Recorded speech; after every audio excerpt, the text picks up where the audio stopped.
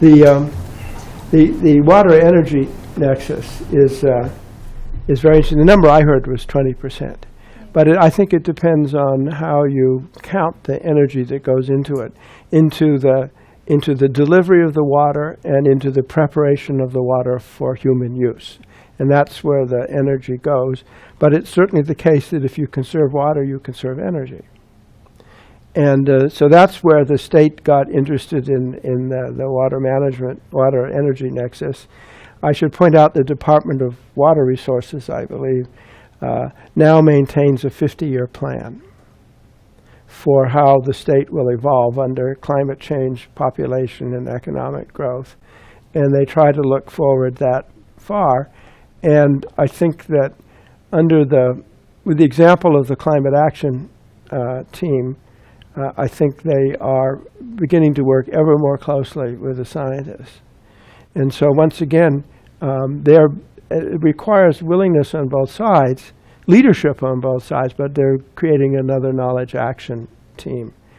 And so I think you're absolutely right about the nexus. The other thing, a question is decision making. And so I have some colleagues in Cambridge in the School of Engineering that are actually worried about California's water energy land use nexus, because land use means agricultural use of water, amongst other things. And so they've developed some management tools, Sankey diagrams, that tend to show how the various sectors are related in terms of input and output of resources.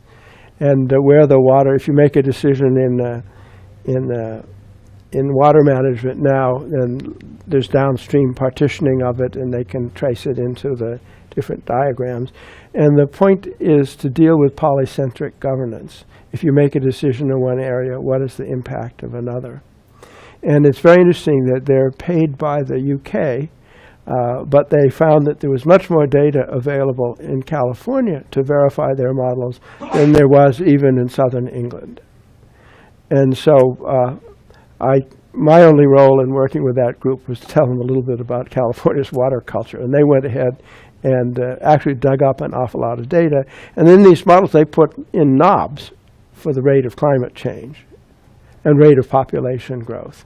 So you can begin to forecast. You can build your own scenarios with it. But yes, it's just one more example of the interrelated decision-making.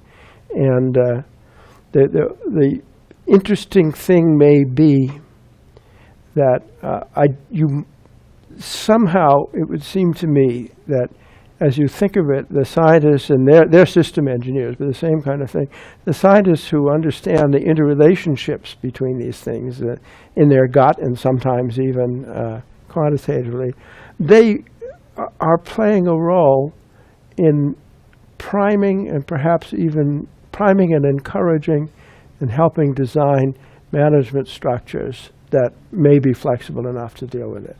So the assessments, I think, when they have worked, at least in advanced countries, are quite very powerful instruments for adaptation.